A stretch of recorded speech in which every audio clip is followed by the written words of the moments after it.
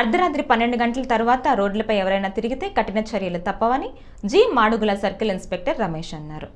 అల్లూరి జిల్లా ముంచంగిపుట్టు స్థానిక పోలీస్ స్టేషన్లో సోమవారం ఆయన విలేకరుల సమావేశంలో మాట్లాడుతూ మండలంలో ఇటీవల కాలంలో దొంగలు దోపిడీలు అధికం కావడంతో ప్రజలందరూ అప్రమత్తంగా ఉండాలని, గ్రామాలలో ఎవరైనా అనుమానంగా సంచరించినట్లయితే వెంటనే తమ దృష్టికి తీసుకురావాలని అన్నారు.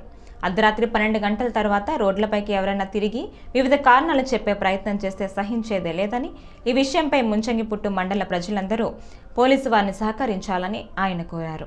జి మాడుగుల సర్కిల్ పరిధిలో క్రైమ్ రేటును తగ్గించడానికి సాయశక్తులా ప్రయత్నిస్తున్నామని, ప్రజలందరూ ఈ విషయమై గమనించి సహకరించాలని ఆయన కోరారు. నేను 3 మండలాల్లోని ప్రెస్ గ్రూపులు అన్ని గ్రూపుల్లో నేను ఉన్నాను. నమస్కారం అండి. నేను ఈ జి మాడుగుల ఇన్స్పెక్టర్ని.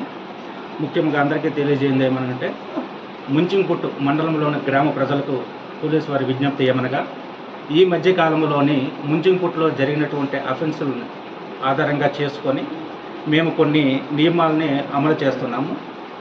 ఈ మధ్యకాలంలో ఇక్కడ నుంచి ఎవరైనా సరే ముంచింపుట్టులోని అర్ధరాత్రి 12 గంటలు దాటిన తరువాత ఎవరైనా సరే తిరిగినట్లయితే రోడ్ల మీద వాళ్ళని మేము పోలీస్ స్టేషన్ తీసుకొచ్చి నిర్బంధించడం అనేటువంటిది జరుగుతుంది.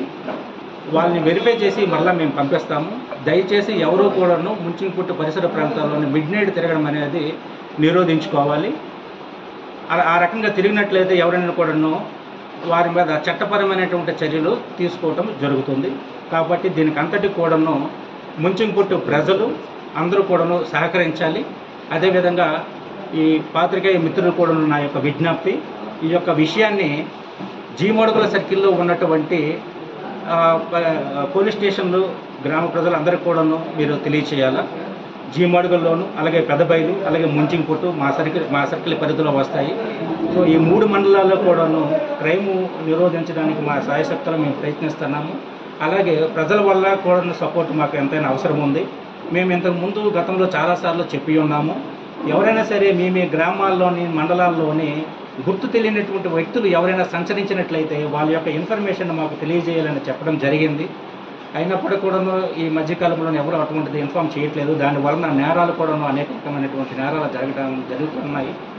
సో ఇవన్నీ కూడాను మనం నిరోధించాలంటే ముందు ప్రజల నుంచి సహకారం మాకు ఎంతైనా అవసరం ఉంది. కనుక ప్రజలందరూ కూడాను గుర్తు తెలియనటువంటి వ్యక్తుల యొక్క సంచారం ఏదైనా గ్రామంలో ఉన్నట్లయితే మాకు తెలియజేస్తారని కోరుతూ ఉన్నాం.